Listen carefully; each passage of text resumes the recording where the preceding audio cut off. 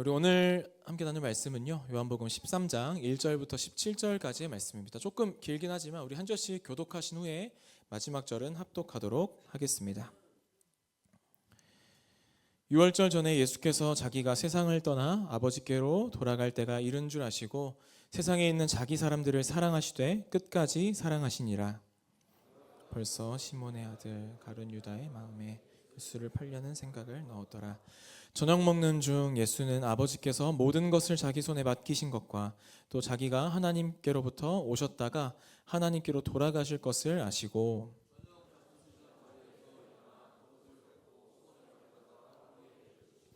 이에 대야에 물을 떠서 제자들의 발을 씻으시고 그 두르신 수건으로 닦기를 시작하여 이르시되 베드로가 이르되 주여 씻으시나이까.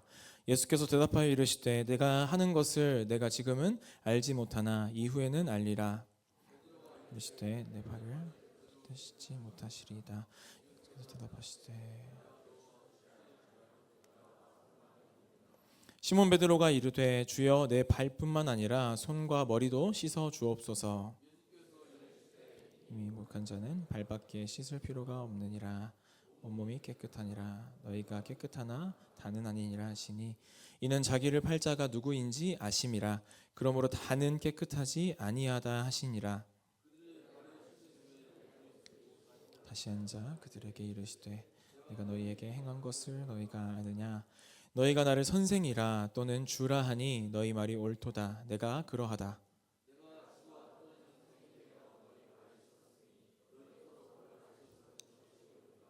내가 너희에게 행한 것 같이 너희도 행하게 하려 하여 본을 보였노라.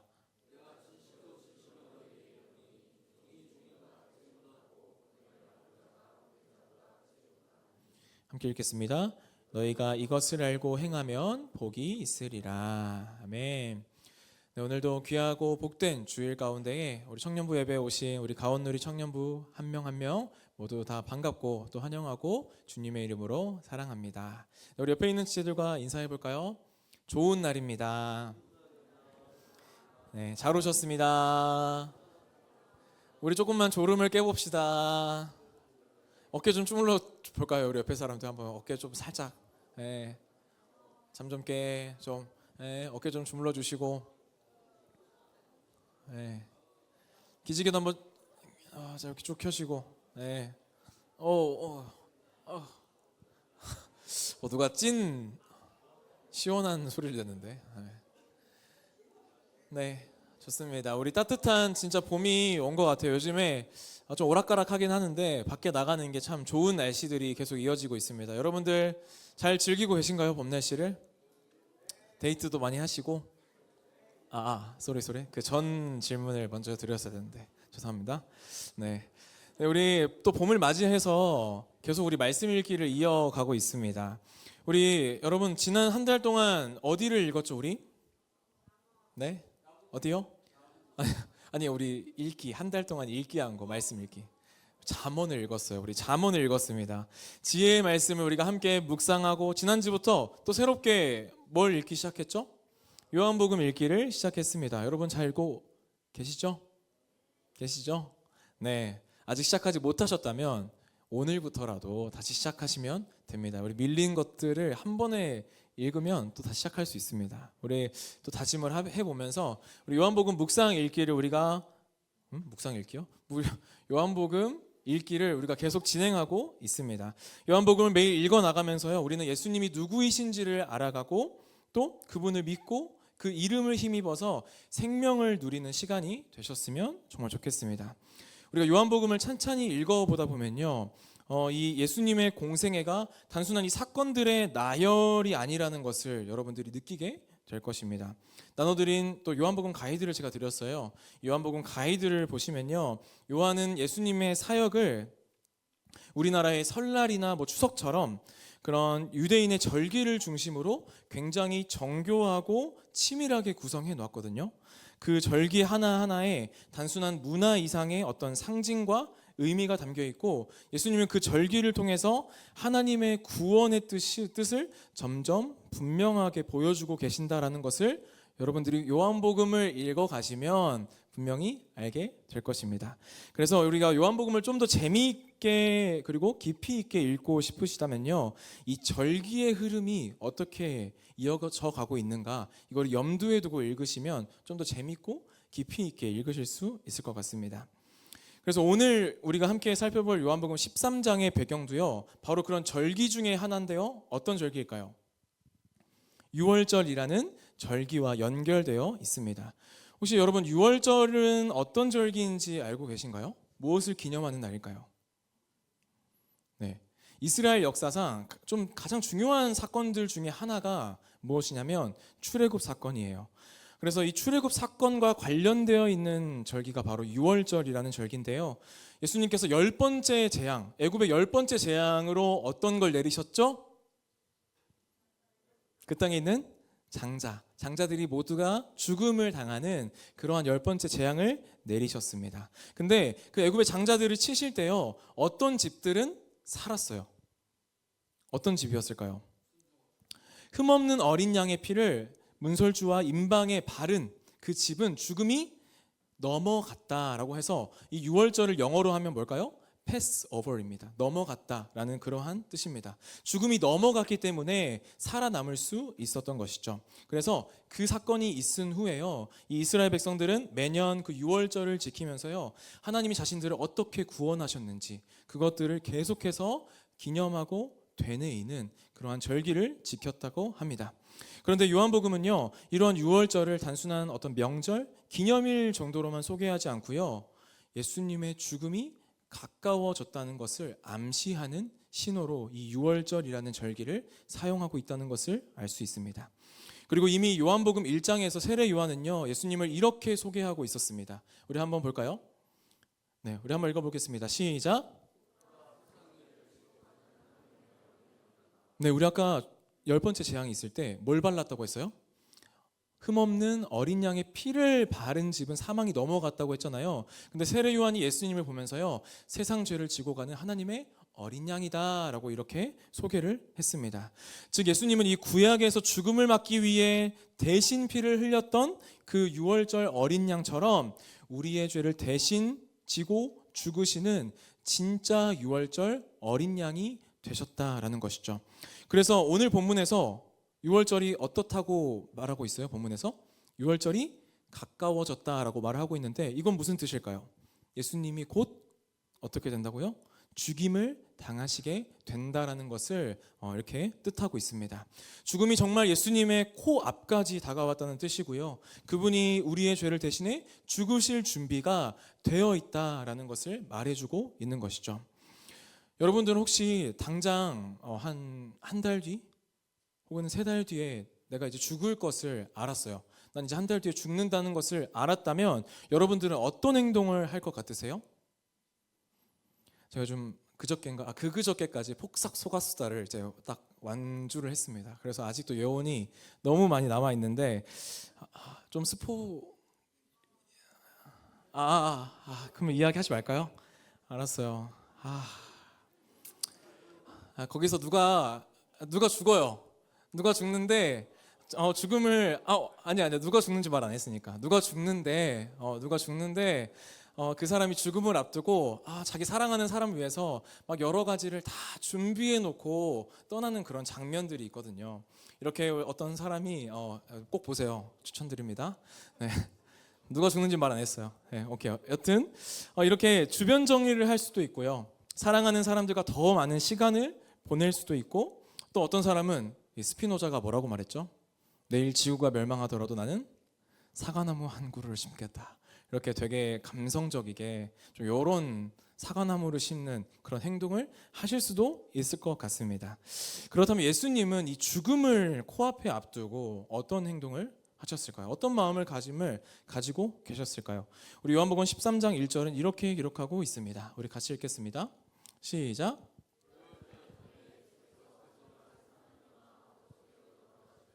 이런 줄 아시고 세상에 있는 자기 사람들을 사랑하시되 끝까지 사랑하시니라. 아멘. 예수님이 죽음이 코앞까지 다가왔다는 것을 아시고 어떤 행동을 하십니까? 이런 줄 아시고 세상에 있는 자기 사람들, 자기 제자들을 사랑하시되 어떻게 사랑하셨어요? 끝까지 사랑하셨다라고 말합니다. 죽음을 눈앞에 둔 예수님께서 선택하신 것은요, 사랑이었습니다. 단순한 감정적인 그러한 사랑이 아니라요, 구체적인 행동으로 드러나는 그런 행함이 있는 사랑이었죠. 그리고 그 사랑의 표현은요, 바로 오늘 우리가 살펴보게 될 이 세족식입니다. 이 장면은 뒤에서 우리가 좀 더 자세하게 살펴보겠지만, 여기서 중요한 것은 예수님의 사랑이 어떤 방식으로 나타났는가, 그것이 중요한 것입니다. 그래서 요한은 그냥 사랑하셨다라고 하지 않고 어떻게 사랑했다라고 말합니까? 끝까지 사랑하셨다라고 표현합니다.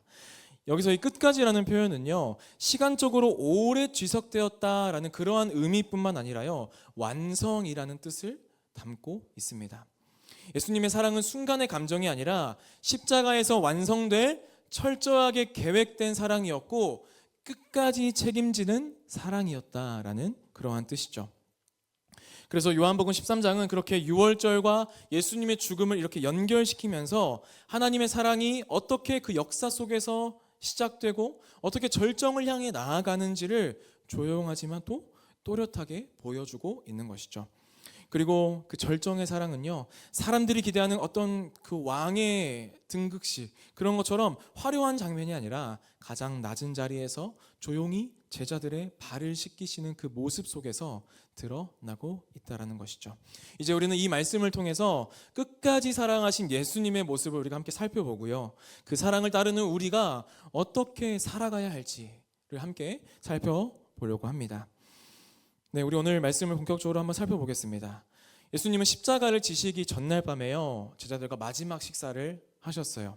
그런데 예수님께서 막 식사를 하시던 중에 갑자기 자리를 벌떡 일어나시더니 겉옷을 벗고 수건을 허리에 두르시는 것이죠.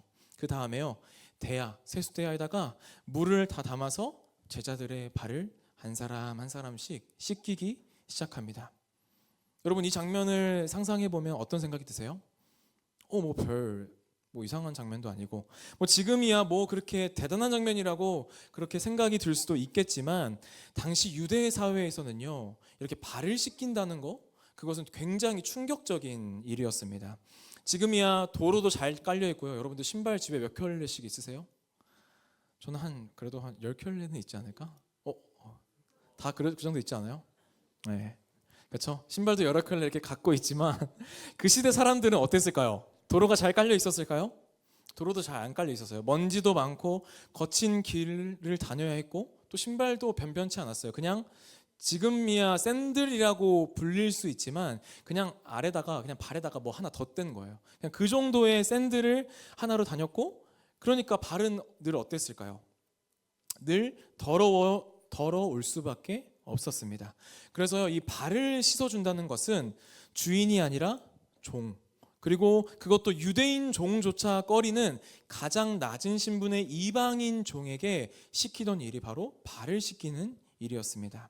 그런데 예수님이 직접 겉옷을 벗으시고 수건을 두르시고 무릎을 꿇으신 것이죠.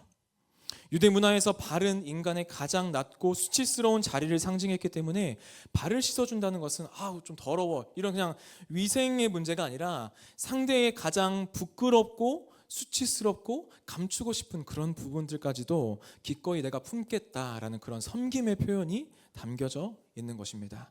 그래서 예수님은 그런 발을 씻음으로요, 단지 외적인 더러움뿐만 아니라 우리의 연약함과 죄의 자리까지도 다 끌어안으시겠다라는 것을 이 행동을 통해서 보여주신 것이죠. 근데 게다가 예수님은요, 단순히 손만 내민 게 아니라 겉옷을 벗으셨대요. 여러분, 지금 겉옷 벗는 게 별일 아니지만 옛날에는 우리 호텔 가면 뭐가 있어요? 가운, 맞아요. 그런 로브 같은 거 있잖아요. 옛날에는 겉옷이 그런 로브였거든요. 근데 안에 뭐 입었을까요? 속옷을 입었어요. 속옷을. 그냥 약간 속옷, 위에는 아무것도 안 입고 그냥 약간 팬티 같은 반바지 그런 거만 입었던 거예요. 그것만 딱 하나 입고 로브 같은 거 딱 하나 입는 게 겉옷이었습니다. 근데 예수님께서 그 겉옷을 벗으셨대요. 어땠을까요? 그 벗은 모습을 본 제자들은 몇 명은 막 멍해져가지고 말이 막 안 나왔을 수도 있을 거고, 그리고 누구는 좀 그 모습이 민망해서 어쩔 줄 몰라 하는 제자들도 있었을 것 같습니다. 그러다가요, 한 명씩 씻었던 것 같아. 그리고 베드로의 차례가 되자 베드로는 막 손사래를 치면서 선생님, 제 발을 씻기시다니요. 이건 진짜 아니죠. 라고 이렇게 예수님을 말리시는 것이죠. 그렇다면 도대체 예수님은 왜 이런 행동을 하셨던 것일까요? 우리 예수님이 제자들의 발을 씻기는 이 장면은 사실 주일학교 다녔으면 한 번씩은 다 들어봤잖아요. 요거에 어떤 걸 상징한다고 배웠어요, 항상? 겸손한 막 예수님의 모습. 그래서 그런 거로 배웠죠. 근데 그것도 맞습니다. 그것도 맞는데, 근데 그걸로만 끝나는 것이 아니라 이 장면은 우리가 예수님과 어떻게 관계를 맺게 되는지를 보여주는 장면인 것이죠. 예수님은 제자들의 발을 막 씻기셨어요. 근데 그 발들 가운데는 누구도 있었을까요? 후에 예수님을 팔 유다의 발도 있었고요. 후에 예수님을 3번 부인할 베드로도 있었고요. 그리고 사실 그 제자들 다 도망칠 거잖아요. 다 도망칠 거 예수님은 다 아셨음에도 불구하고 그 제자들의 발을 다 한 사람 한 사람씩 다 발을 씻겨 주셨다라는 것입니다. 어쩌면 그들의 마음이요, 그들의 발보다 더 더러웠을 수도 있어요. 그러나 예수님은 아무 말 없이 무릎을 꿇으시고 물을 떠서 그 발들을 하나하나 씻겨 주시는 것이죠. 그때 베드로가 예수님 제 발은 진짜 안 돼요. 제발 씻지 마세요. 라고 이렇게 말했을 때 예수님은 이렇게 대답하십니다. 우리 13장 8절 말씀 같이 한번 읽어보도록 하겠습니다. 시작.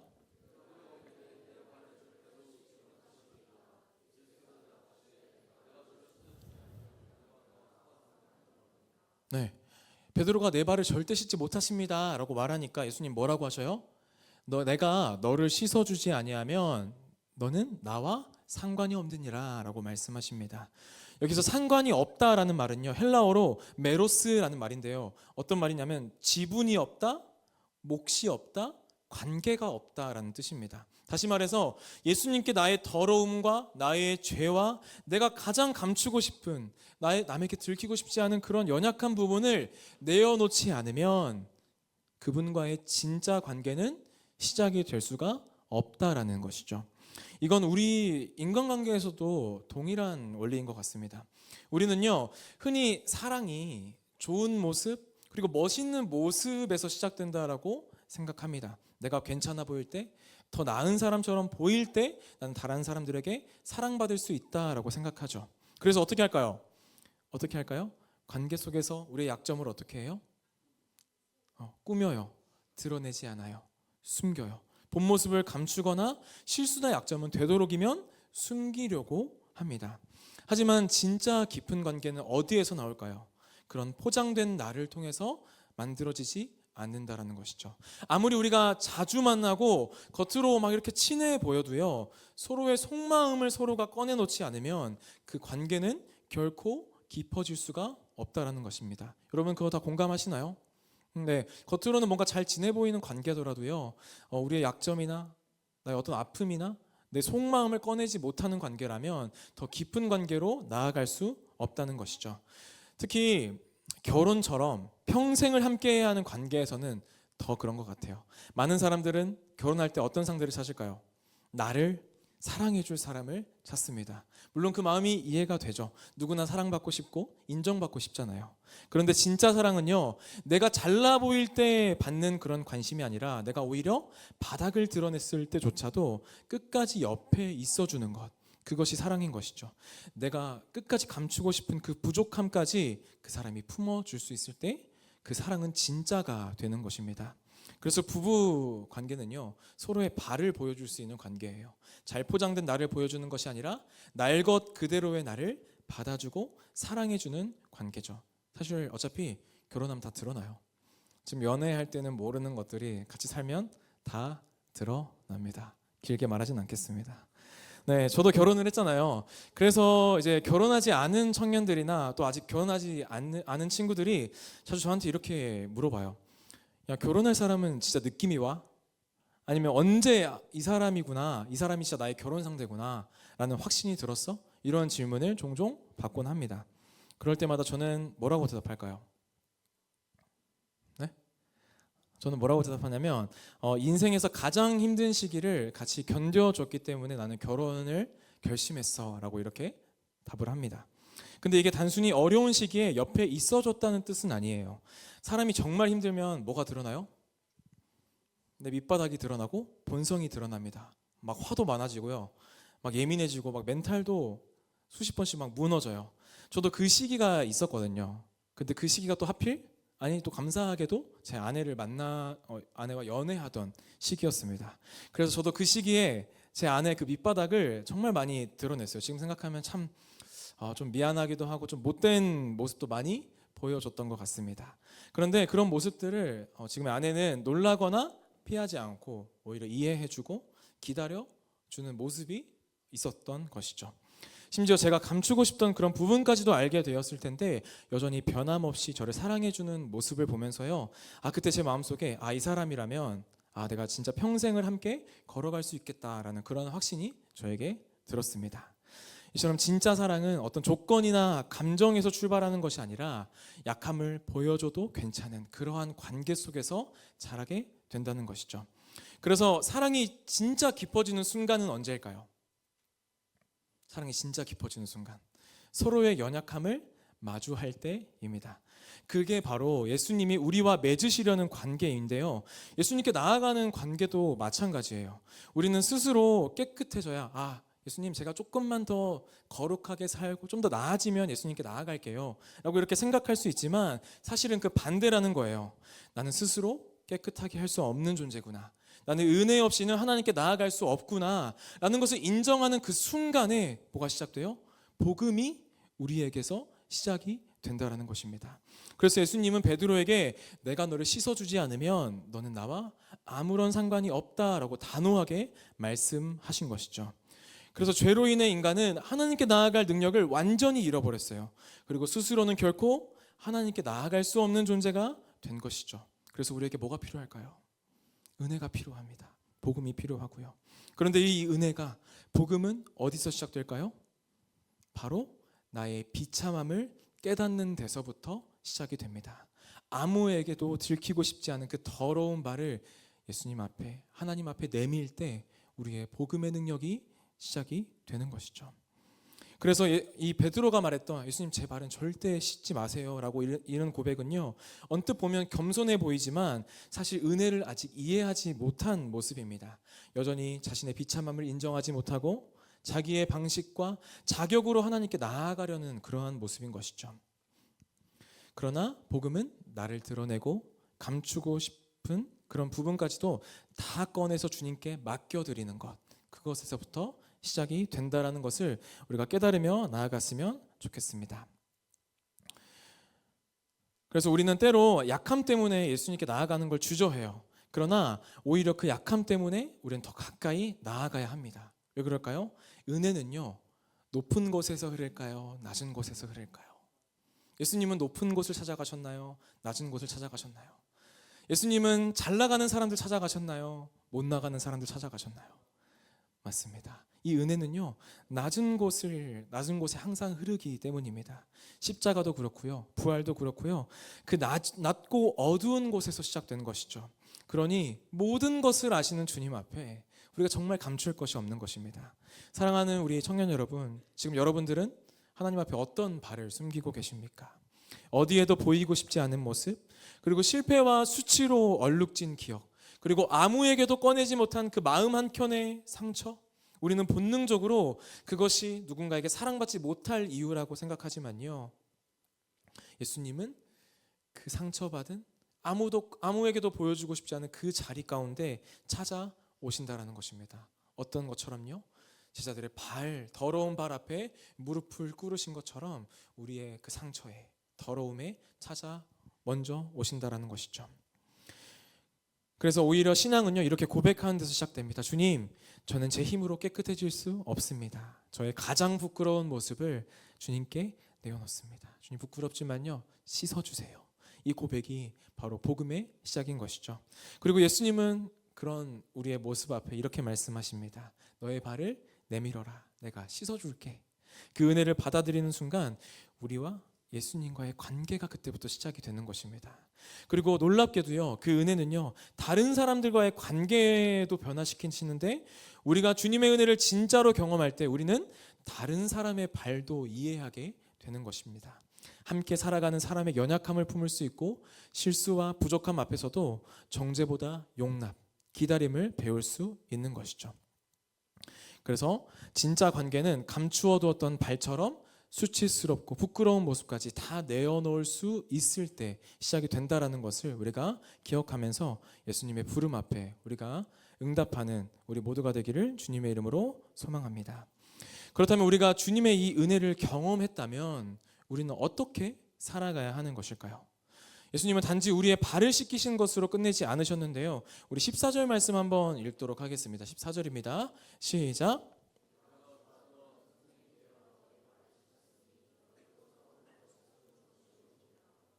네, 예수님은 발을 다 씻어주시고요.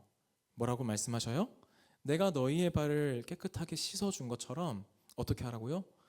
너희들도 서로의 발을 그렇게 씻어주라라고 명령하십니다. 예수님의 섬김은요, 단순한 겸손의 본보기가 아니었어요. 그 섬김은요, 우리가 따라야 할 어떤 삶의 방식이자 그리고 하나님 나라가 어떻게 움직이는지를 보여주는 상징적인 행위였습니다. 여러분, 이 요한복음에는 여러 가지 기적들이 나오는데요. 어떤 기적들이 있을까요? 그 예수님이 말씀하신 이 찬양에도 힌트가 있습니다. 어떤 기적들이 있죠? 물로 포도주를 만드시고요. 병든 자를 고치시고요. 오병이어로 수많은 사람들을 먹이셨고, 또 심지어 죽은 나사로까지 살리시는 그러한 많은 기적들이 이 요한복음에 이렇게 나와 있습니다. 그런데 이 요한복음 총 몇 장일까요? 3주 동안 우리 읽어요. 힌트입니다. 네? 네, 21장입니다. 근데 이 기적들이 몇 장까지만 나올까요? 11장까지만 등장하고요. 11장을 지나면 기적이 더 이상 등장하지 않아요. 그 이후로는 십자가를 향한 예수님의 여정과 제자들과의 깊은 대화들로 그 남은 요한복음이 채워진다는 것이죠. 이건 어떤 것을 뜻하냐면 사람들은 메시아를 기대했는데 어떤 메시아를 기대했을까요? 강하고 로마를 무너뜨릴 그런 군사력을 가지고 있는 그런 막 백마를 타고 오실 그러한 메시아를 기다렸습니다. 근데 예수님은 어떠한 모습으로 오셨습니까? 오히려 무릎을 꿇고 제자들의 발을 씻기시는 모습을 보여주십니다. 하나님이신 그분께서 가장 낮은 자리로 내려오신 것이죠. 그리고 무엇이라 말씀하셔요? 내가 너희의 발을 씻은 것처럼 너희도 서로의 발을 씻어주라 라고 말씀하십니다. 이것은 너희들이 이렇게 살아도 되고 저렇게 살아도 돼 라는 그런 선택이 아니고요, 반드시 지켜야 할 명령인 것이죠. 예수님을 따르는 사람이라면요, 누구나 그렇게 살아가야 할 삶의 방식인 것입니다. 그런데 여러분, 서로의 발을 씻어준다는 것, 이 명령이 쉽게 다가오세요? 좀 어렵게 다가오세요? 쉽게 다가와요?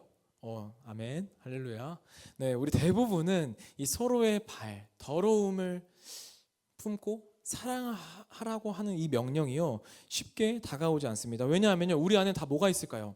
누구나 자기 중심적인 마음이 있기 때문이에요.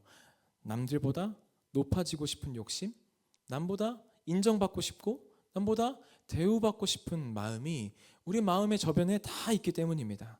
그래서 어떤 거예요? 남의 발을 씻기는 자리, 즉 낮아지고 섬기는 삶은요, 우리가 본능적으로 그것을 살기 싫고 꺼려지게 되는 것이죠. 그러나 예수님은 진짜 복이요, 높아지는 것에 있는 것이 아니라 낮아짐 속에 있다라고 말씀하십니다. 하나님의 아들이신 그분이 종처럼 우리를 섬기셨다면 우리 역시 하나님께 보냄받은 자로서 서로를 섬기며 살아가야 한다라는 것이죠.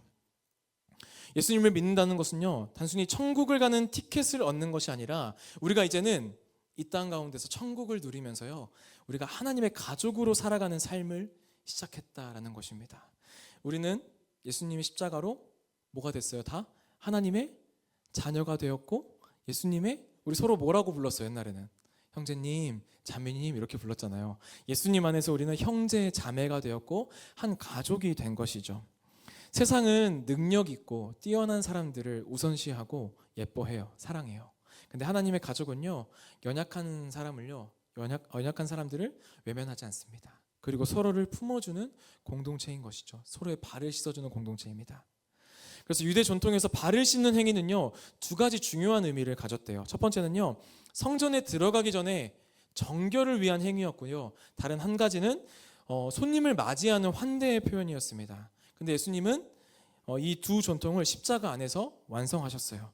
자신의 피로 우리를 씻기셨고요. 자신의 생명으로 우리를 하나님의 집으로 초대하시면서 너는 내 가족이다 라고 이렇게 말씀하시는 것이죠.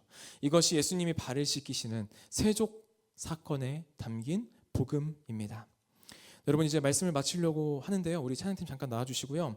우리 어제 제자훈련을 했어요. 어제 토요일마다 제자훈련을 하는데 제자훈련 시간에 한 청년이 나눈 이야기를 함께 나누면서 오늘 말씀을 마치려고 합니다. 그 청년이 직장에서 이제 어린이날 행사를 준비하면서 풍선으로 막 여러 가지 모양을 만들어야 하는 그런 시간이 있었대요. 근데 그 친구가 너무 잘하는 거예요. 왜 잘했을까요? 주일학교 교사를 해서 너무 많이 해봐서 너무 잘하는 거예요.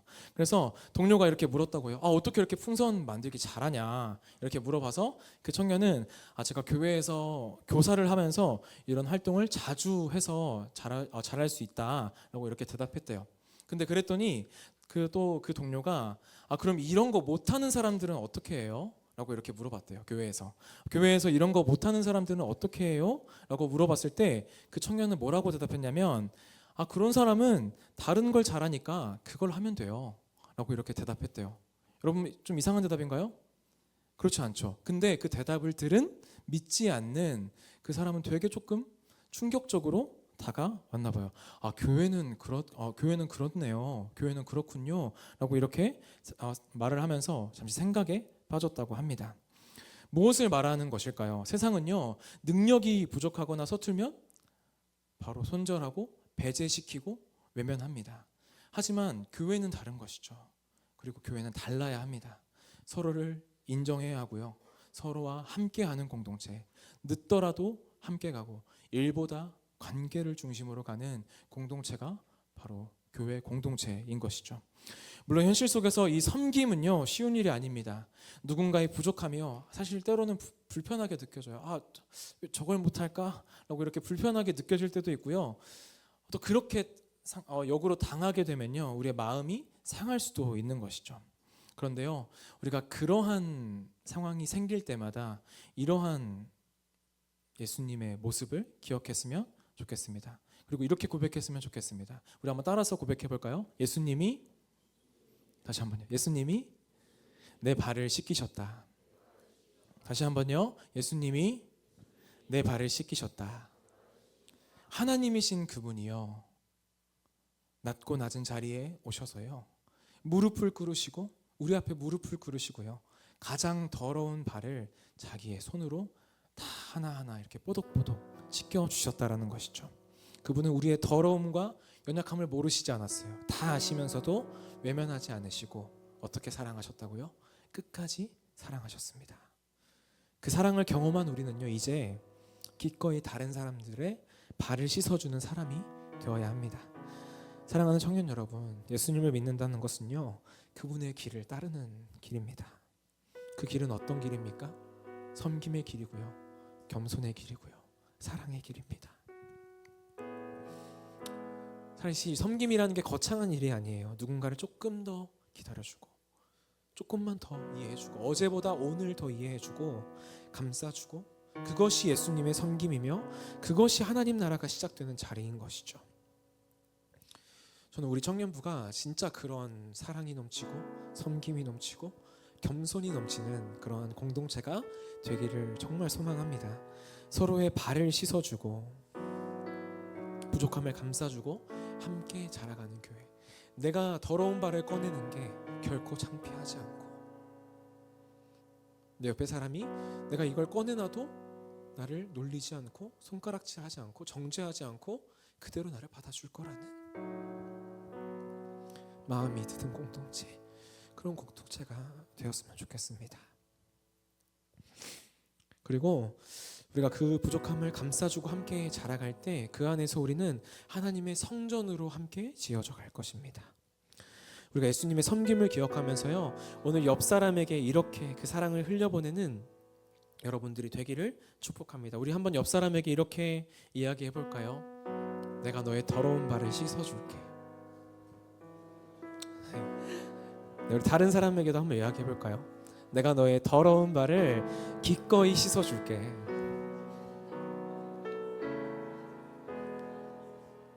네. 여러분 입술에 권세 있는 거 아시죠? 네. 이렇게 결단하셨다면 우리 정말 그렇게 살아야 됩니다. 네. 우리가 서로가 사랑할 때 세상이 우리를 하나님을 볼 것이고요. 우리 안에 사랑이 넘칠 때, 그 겸손함이 넘치고 섬김이 넘칠 때 세상이 우리를 통해 하나님을 보게 될 것입니다. 우리가 그러한 소망을 가지고요, 서로의 더러운 발을 씻어주는 공동체, 섬기는 공동체, 겸손한 공동체가 되기를 주님의 이름으로 소망합니다. 우리 함께 찬양하도록 하겠습니다.